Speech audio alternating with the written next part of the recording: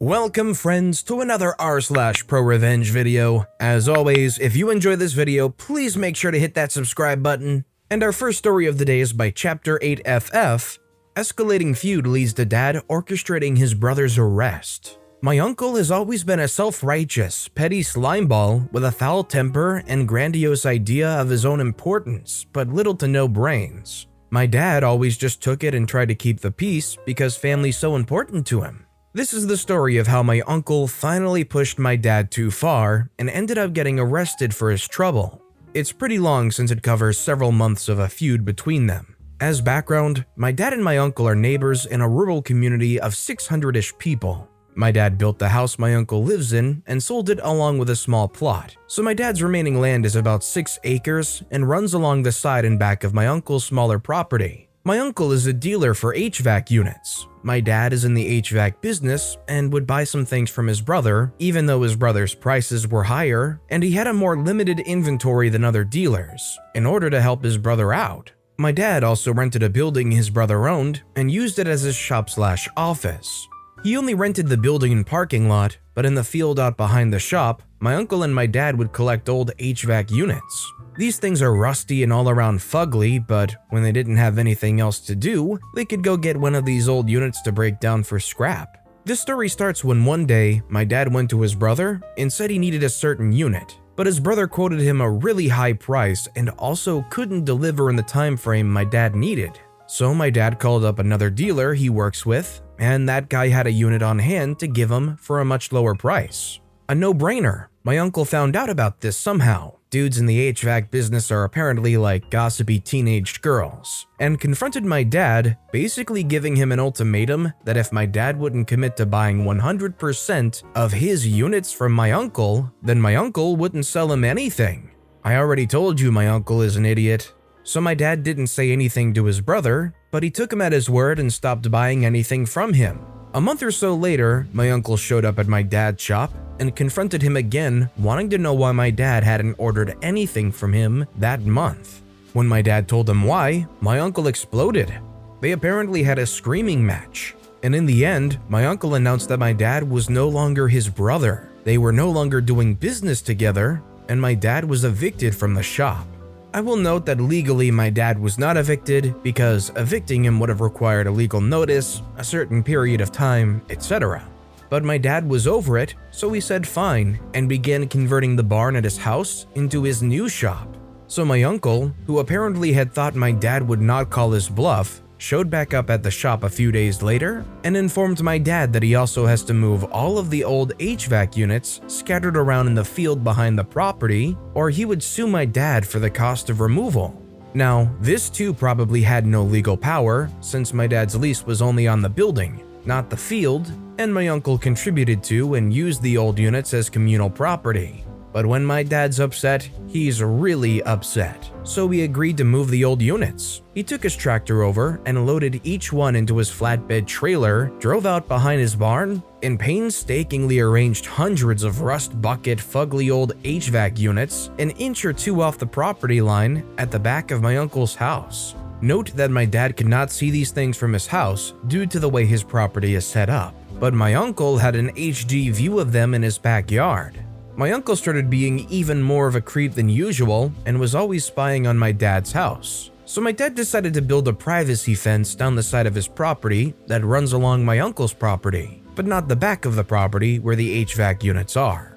The fence guys arrived and worked for a few hours before my uncle came screeching into his driveway and exploded out of his truck, already screaming because these poor fence guys had laid posts or tools or whatever temporarily on his side of the property line as they were building the fence. My uncle called the police, who basically told the fence guys, "Okay dudes, just don't put anything on this crazy man's property," and left. The next day, apparently someone left a hammer across the property line, so here comes my uncle screaming at them again. He called the police again, but by the time they got there, the guy had already moved his hammer. So the police were just annoyed by this point, but could only warn them to not do it again.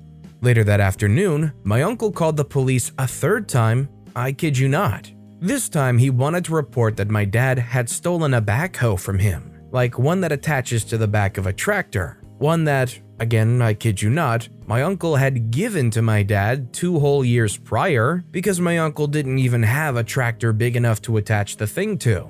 The cop was not amused when the story came to light, and since it was the same cop who'd been there earlier that day, she was beyond annoyed at that point. My dad helpfully said, "Come get the backhoe if you want it," knowing full well my uncle had no way to pick the thing up or haul it even a few feet to his own yard.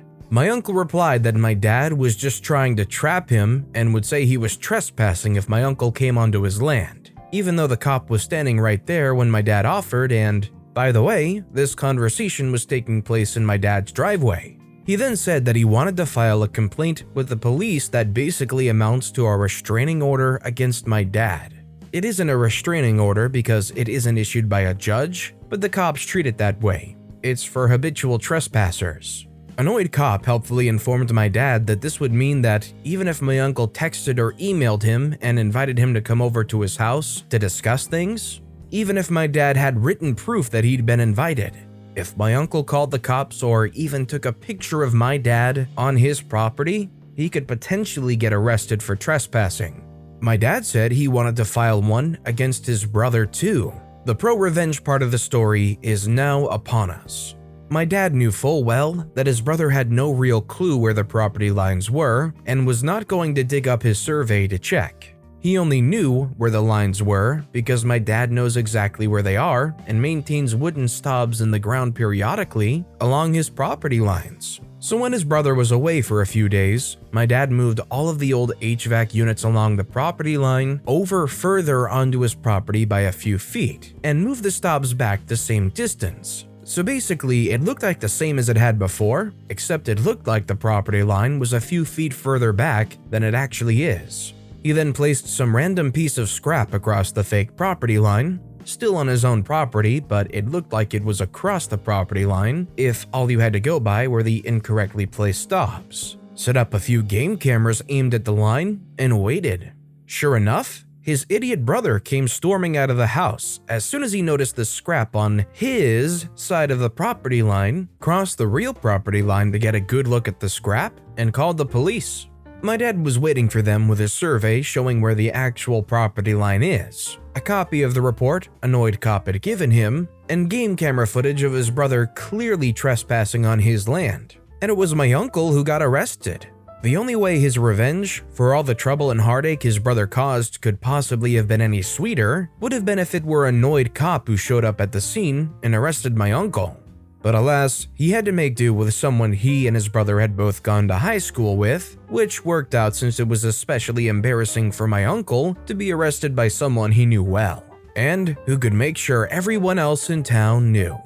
As one of the commenters put it, it's sad when a dirty tractor backhoe comes between brothers. In all honesty, do you think you're the kind of petty person that would play a little game of back and forth with somebody like OP's father did here? Or would you be the kind of person to let the other guy just do whatever, blow up all contact and leave it be? Let me know in the comments down below. Personally, I know I can be a little bit of a hothead sometimes, but at the same time, I feel like at some point I would definitely just get totally over it. Just give up, let him have his weird restraining order thing and just never bother them again. I think I'd end up having that kind of mindset where it's like, if they're that upset that they're going to do all that and they don't care about anything else, they're not willing to look past anything, so be it, that's their decision. And our final story of the day is by the You Are Here. You need to leave right now. Sure. I live in a country where the real estate agents do not work. They post an apartment on one of the real estate sites and you need to chase them to see the listing at the precise time that they choose. I found an apartment that seemed okay, messaged the real estate agent on WhatsApp, to which he responds, "Call me." A little short, but no big deal. I give him a call, and again he is very brusque on the phone, telling me that I must be on time as he's a very busy man. Okay, again, no big deal. The appointment is for 6 p.m. and I got stuck in a meeting, but still expected to be on time, but just in case, I texted him saying I would be 5 minutes late. I show up at exactly 6:01 p.m. and see that he isn't even waiting for me. He has his real estate office on the ground floor of the building complex that I'm seeing the apartment. He is in his office doing work, and I walk into his office, say hi, and he immediately starts complaining that I am late. I apologize and say I'm here, but a friend, a local who is fluent in the local language, is going to be here very shortly to see the apartment with me and should be here very soon. I call my friend and he says he's 2 minutes away, to which the real estate agent tells me that he has another appointment and that he will have to make us wait until after the next appointment. I respond that my friend will be here very shortly and to please wait a little bit until he arrives. He responds that he makes sure all of his appointments are very organized and that he does not like having multiple people at the same time. I tell him I do not mind having someone else with me and can ask the next group if they don't mind seeing the apartment with me. He ignores this comment and keeps working. My friend then shows up at exactly 6:05 p.m. I know because I checked my clock. My friend walks in, says hi, and the agent then takes his time getting up and locking his office so we can go upstairs to see the apartment. We walk to the 3rd floor, knock on the door, and the tenant lets us in. I start walking around and start chatting with the current tenant and his partner. The real estate agent says, "Don't talk to the tenant, look at the apartment." I continue walking around, see most of the apartment, and then continue chatting with the tenant and begin asking a few questions about the apartment. I ask how the noise is in the apartment. The real estate agent immediately interrupts and says to not talk to the tenant. I ask the real estate agent why, and he ignores me. The tenant begins responding to the question and ignores the real estate agent, telling me the apartment has practically no noise. Great. My next question is, how is the landlord? The real estate agent interrupts, saying very loudly, "What did you say?" I repeat my question to the real estate agent, and he says to not ask about the landlord, but continue looking at the apartment. The tenant begins responding that the landlord is fine, but the real estate agent again interrupts for us not to talk. I thought, okay, maybe the agent stressed that the next appointment is coming, and say, "Okay, can I have the tenant's number so we can talk afterwards?" I appreciate that this is taboo to real estate agents, but speaking to the tenant is a must in my book. And if we can't speak now, then why not speak later? I had no intent of going around the real estate agent. We're not done yet. Still waiting outside, my friend sees someone new entering the building. He approaches the new guy, quickly telling him what just happened. The guy responds that yeah, the real estate agent is awful, and that he would be happy to give the number of his landlord. I call his landlord, explain the situation, to which he responds he's sorry this occurred and would be happy to give me the number of the actual apartment owner. I call up the actual owner, tell the owner the story. The owner apologizes that it happened, said that she would talk to the real estate agent and see what can be done, and that this behavior was not okay. I definitely understand that from a real estate agent's perspective, making sure that you don't talk to the tenant is probably both good for a tenant that prefers not to talk, but also better for just hiding potential flaws in the living experience in this location. The problem is, being so insistent like that makes you think that there's a major red flag somewhere along the line. If I was checking out a house or an apartment and I started a small talk type thing with a tenant, and the real estate agent time and time again goes, "Don't talk to the tenant," that right there would almost be enough to just make me give up on that place, because who knows what they're trying to hide. But maybe that's what they want. They want those people that will just conform, give up their money, and make the sale. Somebody that'll just get stomped on or something. But with that being said, that's a wrap for another bunch of stories. As always, if you guys have any favorite videos of this bunch, let me know which one in the comments down below and why. And if you enjoyed the stories in general, if you could subscribe to this channel, it'd mean a lot to me. I make these videos daily, and it's by far and away the best way to support my channel. So no matter what you did, whether it was subscribing or liking, leaving a comment, I just appreciate the heck out of you guys. And as always, I'll be back tomorrow with even more stories right here on the Storytime channel.